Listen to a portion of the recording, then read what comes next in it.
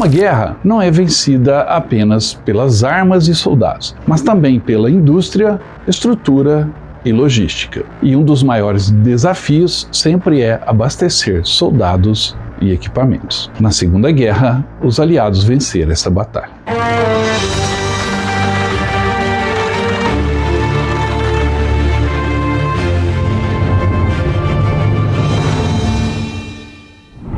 Olá, bem-vindos a mais uma viagem da história. Hoje vamos mostrar para vocês como os aliados conseguiram manter a máquina de guerra funcionando no território inimigo. Conheça a Operação Pluto. Mas antes disso, não se esqueça, dê um like nesse vídeo, deixe o seu comentário ao final e também se inscreva no canal. E só assim o Viagem na História vai continuar contando estas histórias para você. Vamos à de hoje.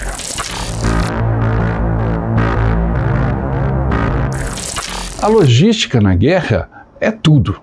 Os engenheiros, os soldados, os generais jamais seriam atendidos ou jamais atingiriam seus objetivos se não tivessem meios para isso. Um dos maiores desafios na Segunda Guerra Mundial foi exatamente o abastecimento da máquina de guerra.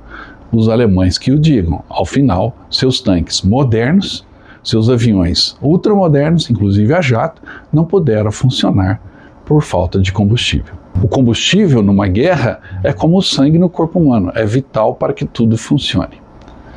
E exatamente por isso, os aliados, especialmente os britânicos, desenvolveram um projeto revolucionário que até hoje é utilizado de transporte e bombeamento de combustível em plena guerra, levando das refinarias até as trincheiras onde a batalha acontecia.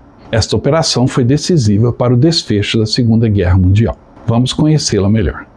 A Operação Pluto, Pipelines Under the Ocean, representa um dos maiores feitos de engenharia dos tempos de guerra. Enormes oleodutos foram desenvolvidos e colocados com sucesso sob o Canal da Mancha, entre o sul da Inglaterra e a França, em plena guerra. O combustível poderia ser transportado com segurança para as tropas já no solo europeu, e estes dutos contribuíram largamente para o sucesso das operações aliadas após o desembarque na Normandia e o avanço a partir de agosto de 1944. Vamos saber mais sobre a Operação Pluto, a sua complexidade, a dimensão do problema e a importância na vitória final.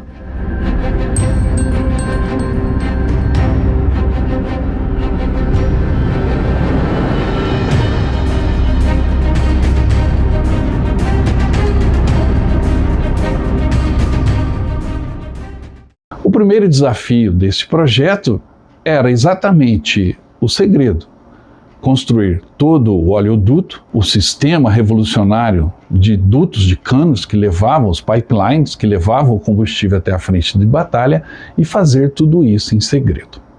Ao planejarem o desembarque na Normandia e a libertação da Europa, o Ministério da Guerra britânico estimou que a gasolina, o petróleo e os lubrificantes representariam mais de 60% dos suprimentos exigidos pelas forças que invadiriam a França. Veio então a ideia de instalarem os oleodutos, que reduziriam a necessidade de navios-tanques parados na costa francesa, sujeitos ao mau tempo, a ataques aéreos, e que precisavam ser descarregados em tanques de armazenamento a serem instalados na França e naturalmente se transformariam em alvo dos alemães. Se fez necessário então a instalação de um oleoduto que pudesse ser implantado rapidamente. A partir daí, os engenheiros britânicos e americanos passaram a pesquisar como seria esse oleoduto. E dois tipos foram desenvolvidos. O primeiro projeto foi chamado de Bambi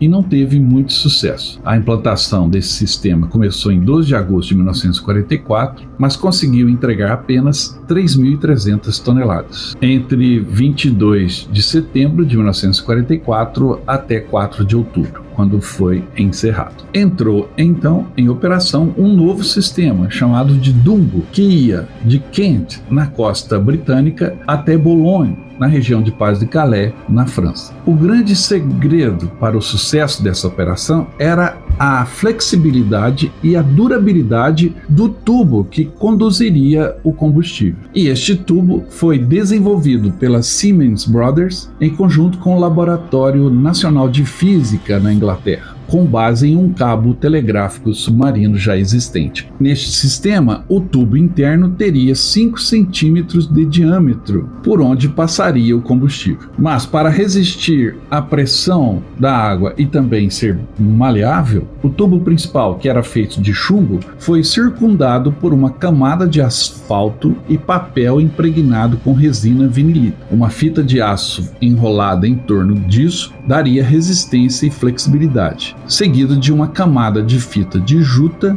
e papel impregnado de asfalto. Por fim, o tubo seria coberto por uma camada protetora de 50 fios de aço galvanizado e uma cobertura de lona camuflada. Pronto, este tubo, ele poderia fornecer 3.500 galões, ou seja, 16 mil litros por dia, e suportar uma pressão subaquática de 1950 psi. Este tamanho de 2 polegadas foi escolhido para manter o peso baixo. Um cabo maior exigiria um navio maior para implantá-lo.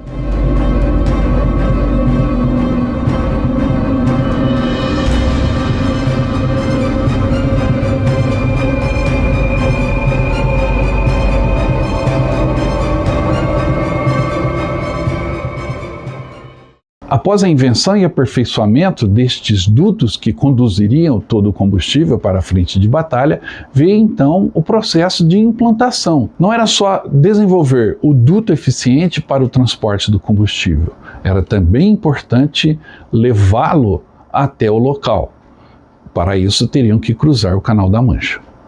O trabalho no desenvolvimento desta ideia começou em 1942, já planejando a invasão que viria. A pesquisa e a construção dos tubos flexíveis resistentes à pressão, como nós vimos, e o acoplamento destes sem vazamentos foi um processo difícil e lento. Além disso, percebeu-se que o combustível precisaria ser armazenado no sul da Inglaterra, nas etapas de preparação para a invasão, havendo a possibilidade, naquele momento, dos pontos de armazenamento, ou seja, gigantescos tambores, estações de bombeamento, serem descobertos pelos espiões e se tornarem alvos fáceis da Luftwaffe. Consequentemente, foi decidido que seria necessário uma rede integrada de oleodutos transportando o combustível desde os terminais petrolíferos das áreas mais seguras do Reino Unido, principalmente Liverpool e Bristol, até a ilha de Wight, de onde sairiam os dutos subaquáticos, através do Canal da Mancha para Cherbourg e Calais. Para diminuir os riscos de ataques a estas instalações bombeadoras dos oleodutos e para preservar o sigilo da Operação Overlord, as estações foram disfarçadas de bangalôs, casas, celeiros, sorveterias, garagens, etc.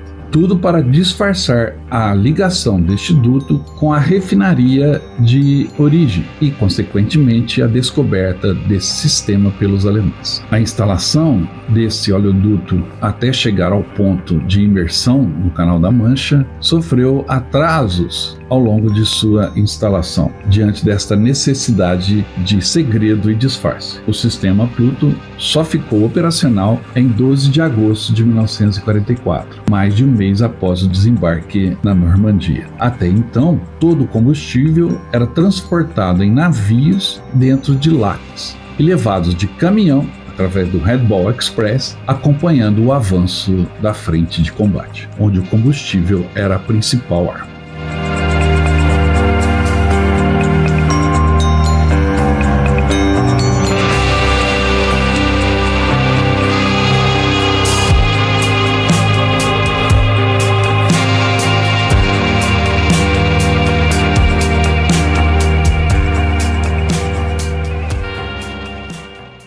Enquanto a Operação Pluto não estava plenamente operacional, ou seja, os dutos ainda não estavam funcionando, o combustível era levado em containers, em latas, galões, descarregado nos portos artificiais nas costas da Normandia e levado de caminhão até a frente de batalha.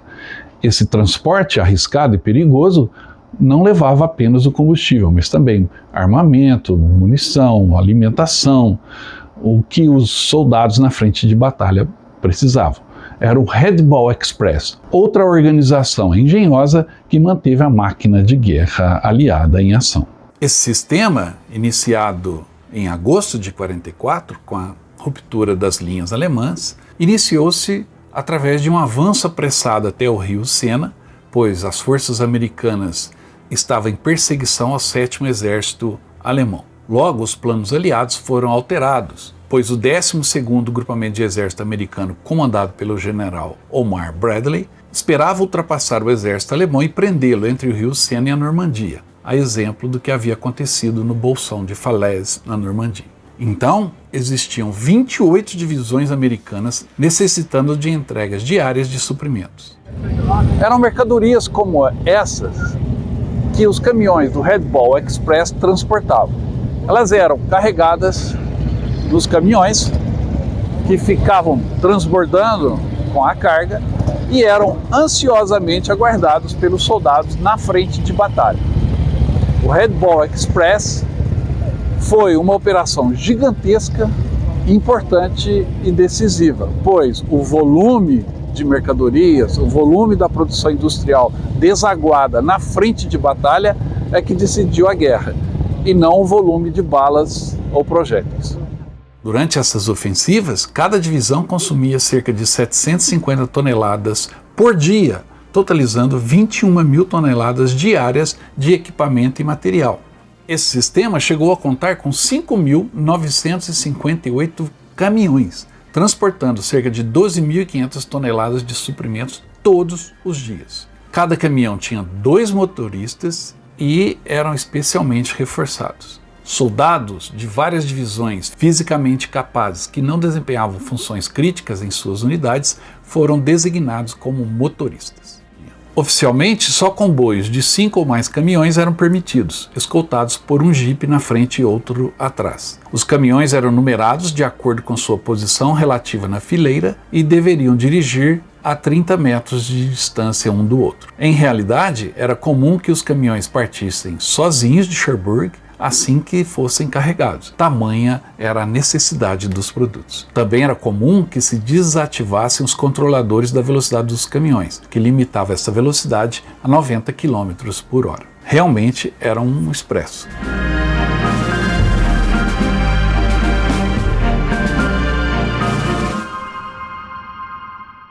Mas uma vez que os dutos estavam prontos e testados, eles foram então instalados sob o Canal da Mancha, ou seja, subaquático. E para isso, navios foram utilizados na instalação destes dutos. A travessia do canal então passou a ser feita tranquilamente no leito do Canal da Mancha e sem o risco de ataques de aviões ou navios alemães. O combustível chegaria a salvo nas costas da França. Cada quilômetro deste novo tubo utilizaria mais de 46 toneladas de chumbo, fitas de aço e fio blindado, atravessando quase 70 quilômetros da ilha de White até Cherbourg, na França. Seriam necessários vários navios específicos para instalar este tubo sob o canal. Até então, os navios instaladores de cabos de comunicação não tinham capacidade para fazê-lo. Um navio civil de passageiros, o London, foi o primeiro a ser modificado para acomodar um enorme carretel, uma bobina gigantesca, em torno do qual o novo tubo seria enrolado. O primeiro tubo da ilha de White a Cherbourg foi instalado em um só dia, em 14 de agosto de 1944, logo seguido de outro. A flexibilidade deste novo sistema de tubo foi decisivo para esta instalação. As seções dos tubos eram pré-montadas em comprimentos de 1 km e a tubulação enrolada em enormes bobinas flutuantes, que eram projetadas para se soltar do cano assim que começassem a serem rebocadas pelos navios através do canal. 3 rebocadores passaram então a trabalhar nesse sistema, indo da instalação de Dungeness na ilha de Wight, até o porto francês de Boulogne, na segunda etapa da Operação Pluto, a 50 quilômetros de distância. À medida em que as bobinas iam girando e o tubo se desenrolando, ele acomodava naturalmente no fundo do Canal da Mancha. Usando este método, 17 oleodutos forneceram milhares de galões de combustível na cidade de Boulogne, no território francês. Após atravessar o Canal da Mancha, o oleoduto continuava no terreno agora capturado, retomado dos alemães.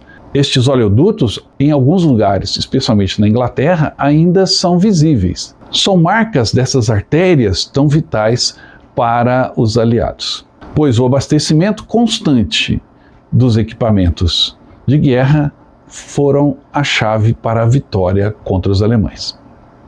O Red Ball Express e o oleoduto Pluto foram decisivos. A eficiência do sistema Pluto pode ser medido em números. Em março de 1945, 1 milhão de galões de combustível passavam todos os dias pelos tubos através do Canal da Mancha. Ao final da guerra, cerca de 172 milhões de galões de combustível cruzaram o Canal da Mancha, sem serem detectados pelos alemães por conta do planejamento e eficiência da Operação Pluto e também por conta da superioridade aérea sobre a frente de batalha. Após a guerra, o primeiro-ministro britânico Winston Churchill disse: "A Operação Pluto é uma conquista totalmente britânica e uma peça de habilidade de engenharia anfíbia da qual podemos nos orgulhar." Este sistema foi o primeiro oleoduto submarino do mundo e deu um contributo importante, não só para o esforço de guerra aliado, mas também para o subsequente desenvolvimento desse sistema de transporte de combustível. Hoje, os oleodutos são as veias vitais para o movimento de todo o planeta. E eu pude comprovar a eficiência e importância deste sistema quando visitamos o coração do comando aliado na frente de batalha na Europa durante a Segunda Guerra Mundial, o quartel-general do Chaef, em Reims, na França, pois ali está a sala onde aconteceu a rendição alemã ao final da Segunda Guerra Mundial. E tudo foi preservado exatamente como estava em maio de 1945, inclusive com os mapas que os generais se debruçavam no dia a dia da guerra. O mapa mais importante naquele local, já tão importante e onde a guerra acabou, é o mapa onde está o Pluto, como você pode conferir. Estamos em Reims, na sala da rendição. Foi nessa mesa que os representantes dos aliados e dos alemães chegaram a um acordo e encerraram a Segunda Guerra Mundial. A sala hoje é um museu importante, ela faz parte de um museu importante, e os mapas que estavam nessa parede durante a Segunda Guerra Mundial, aqui no QG principal dos aliados, o Chaef, na cidade de Reims, ou como dizem os franceses, em Reims, eles usavam estes mapas para diversas operações estratégicas, ou seja, esses mapas eram os mapas mais importantes da Segunda Guerra Mundial. Não é à toa que o mapa principal é exatamente um mapa que traz a localização dos Plutos. Olhem para vocês verem, aqui tem 18 Plutos, ou seja, 18 linhas, pipelines que vinham da Inglaterra e desciam na costa da França e de lá seguiam o caminho. São essas linhas traçadas no mapa de cor escura que marcam exatamente o caminho do pipeline. Conforme a frente ia se mexendo, a frente ia avançando, o oleoduto tinha que avançar. E por isso que o Pluto, as bobinas, né, eu vou chamar de encanamentos, mas os tubos contínuos do Pluto seguiam à frente de batalha.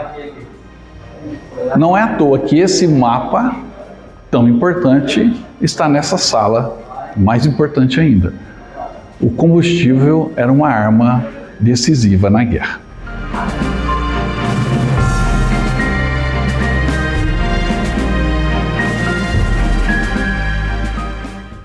A Operação Pluto foi tão marcante que esse sistema de oleodutos, como eu disse no início do programa, são usados até hoje pela indústria petrolífera e, assim como tantas outras invenções, sobreviveram à guerra, auxiliando no desenvolvimento da humanidade. Espero que você tenha gostado desse vídeo. Não se esqueça de dar o like se gostou, deixar o seu comentário ao final e também se inscrever no canal. Obrigado pela sua atenção e eu volto logo com mais histórias de guerra. Até mais. Viu só? Essa aí é a nova camisa da promoção do canal Viagem na História. E olha que belo modelo, com detalhe da nossa homenagem aos 80 anos do fim da Segunda Guerra, o Dia da Vitória. Essa é uma camisa única que você pode adquirir na nossa loja virtual. Entre em contato pelo nosso WhatsApp, eu te encaminho o link da loja virtual do Viagem na História. Você adquire essa belíssima camisa comemorativa do final da Segunda Guerra Mundial. E tem mais, adquirindo a camisa, você vai ganhar um cupom que vai te dar um número para um sorteio pela Loteria Federal de um pacote de viagens do Viagem na História. Ou seja, você vai poder ir conosco para a Europa visitar os campos de batalha mais famosos da Europa, ok? Entre em contato, garanta a sua camisa e boa sorte!